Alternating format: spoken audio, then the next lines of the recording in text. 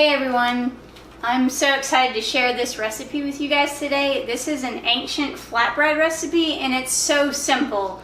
Seriously, anyone can make this stuff. Your two basic ingredients, the only thing you really need is a flour and some kind of mashed root vegetable. I'm using pumpkin today. And your ratio is 1 cup of flour and 1 cup of whatever root vegetable you want to use. And that's really the basic recipe. The other day I did a little experiment and I added some coconut and some other spices to make it just a little different, and it turned out really well. So that's the recipe I'm going to make today. So we're starting off with 1 cup of spelt flour. And spelt flour is a really good flour. It's a little more easily digestible than wheat flour. So we use this a lot. So I'm going to go ahead and dump this in. So this is 1 cup of a flour of your choice. We also have 1 cup of a root vegetable of your choice. I'm using pumpkin. You can use sweet potato, carrot, just whatever sounds good to you. But the ratio is 1 cup to 1 cup. So I'm going to go ahead and add this in. And then, like I said, the other day I added in some unsweetened coconut flakes and it gave it a really nice texture. So we're going to change it up a bit and also add in some coconut flakes. These are unsweetened and this is a 1/2 cup. You can use whatever you'd like. Alright. So let me go ahead and start mixing this up and then we'll add in our spices. So you just want to mix it up until you get a doughy-like consistency. As you can see, it'll start to ball up in there. You can see it's starting to ball up. And I'm actually going to use my hands in just a minute to really get it stuck together. That's kind of the best way to do it. So let me go ahead and scrape that out. Now for my spices, I'm using pink Himalayan salt. So I have a teaspoon of pink Himalayan salt, and then since I'm making kind of a sweet nutty bread, I'm also using nutmeg and cinnamon, and I used a 1/2 teaspoon of both of those. So a teaspoon of salt, 1/2 teaspoon of cinnamon, and about a 1/4 teaspoon of clove. So let me go ahead and add that in. And like I said, it's easiest if you just use your hands and just get messy. So I'm going to go ahead and mix and mash all this up. It's smelling really good, all those spices. And then what we're going to do once this is done, you want to have a little extra flour on hand because we're going to roll it out into about 5 or 6 pieces. And then I'll show you how to cook those. But again, really simple recipe. You mainly just need a cup of flour and a cup of like a soft root vegetable that's cooked so it'll smash together really easily. Okay, so we're almost there. This is turning out to be a good consistency here. If your consistency is a little too wet, you can always add a little extra flour if it ends up being a little bit wet to begin with. So this is looking pretty good here. I'm going to keep smashing that together. So that's our finished dough. So I'm going to go ahead and put a couple of these things in the sink to make some room. Okay, so I have extra flour on hand. You want to use a floured surface so it doesn't stick, and I'm going to pat both sides down so you can start rolling it out. And I'm going to go ahead and turn on the stove here so my pan starts heating up. I'm going to use a cast iron pan for this. So I'm going to turn on low so it starts to heat up. And I did already add a little bit of coconut oil so the bread doesn't stick. You don't need much, especially if you're using cast iron, so just a little bit. So I've got this here, and I'm going to go ahead and kind of even it out into the pieces that I want to make. So I'm going to try and make 6 out of this. So I'm just going to do some thirds here. And it doesn't have to be completely exact, because with this type of homemade bread, your pieces aren't going to be even anyway.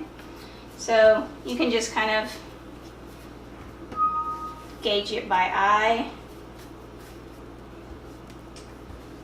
And actually it looks like this might be a little more accurate if I do 5 pieces.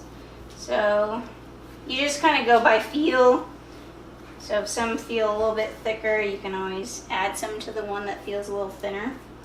So that's pretty good. I have 5 here ready to go, and I'm going to start rolling them out. So I'm going to add a little bit more of my spelt flour on the surface and kind of pat both sides. And for this, you just want to use like a regular rolling pin, and you just start rolling out your pieces here. And you can roll them pretty thin. I'm going to roll mine until it's probably about an 1/8 of an inch thick. And again, well, that one kind of cut, so I'm going to go ahead and press it back together. It doesn't have to be perfect on these. They're not going to be uniform pieces. Okay, so let me go ahead and transfer this one over here. Alright, so I'm going to start my next one. My pan is still heating up, so to me it's easier if you get a few of them rolled out, and then as they're cooking you can finish off the last 2 or 3 that need to be rolled out. Alright, so that one's looking pretty good. So I'm going to check my pan here, and my pan is pretty much ready. So I'm going to transfer this one and start cooking it. So I did add a little bit of coconut oil so it wouldn't stick. And you just kind of want to lay it in there. And each side needs to cook for about 1.5 minutes. So while that one's cooking, I'm going to keep rolling out so I have the next ones ready. Alright, so I've got it in the pan and it's been cooking for about 1 minute. When it's ready, you'll start to see a few air bubbles start to come up on the bread, and then you'll know you're ready to flip.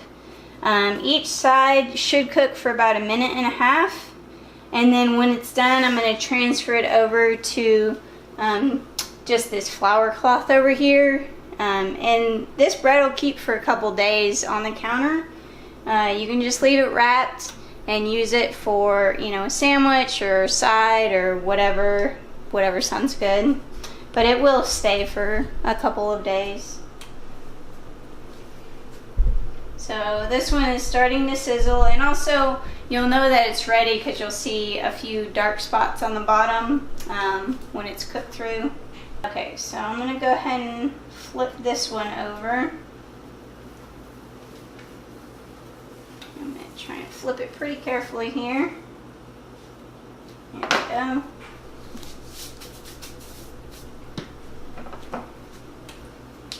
And if your pan is still heating up, I'm going to flip this one back over, but I'm going to let the other side cook through while the pan is hot.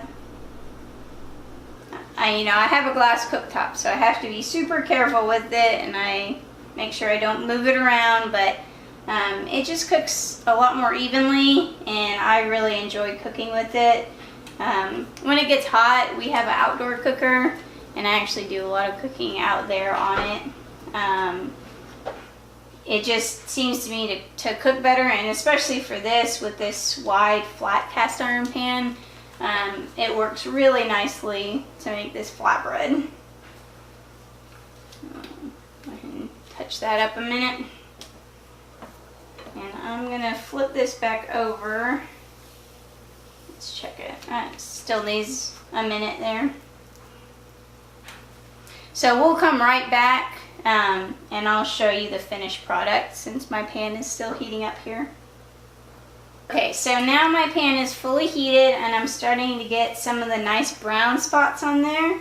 So I'm going to take this one off and show you. It's a little hot. you can see some of the browning right there. I'm gonna go ahead and stick this onto my flour cloth here and wrap it. And like I said, it'll stay for several days, so you can make a pretty good batch of it. I'm gonna go ahead and do one more so you can see how quickly it cooks when your pan is nicely heated up. So, should take about 1.5 to 2 minutes per side. And it'll start bubbling up a little bit when it's ready. And like I said, while it's cooking, you can go ahead and keep rolling out. You know, if you want to make a big double batch, then you can keep rolling them out and getting them ready to place on your pan. Alright, so I'm going to go ahead and flip this one over and cook the other side of it. So as you can see some of the nice browning on there. That's what you want to see when it's ready, when the one side is cooked, and then you're ready to flip. So the ratio in the recipe is real easy. You just choose a cup of your flour to a cup of some sort of mashed root vegetable. So it's a nice versatile recipe, and you can play with it like I did and add in coconut or different types of spices to make it a little more interesting. Alright, so it's been about another minute. That side needs just another second. One looks done. You can see some of that nice browning on either side. You can see the browning there, and that's what you want to see. And I'm going to go ahead and cover that up. Alright. So, hey guys, thanks for joining us. I hope you liked the recipe and enjoy it. We've got a lot more videos for you guys to check out, and we'll be doing more in the future. Don't forget to subscribe, and we'll see you next time. Thanks for watching our video, guys. If you like that, give us a thumbs up. You'll find more videos over here, and subscribe down here. Bye-bye. See you next time.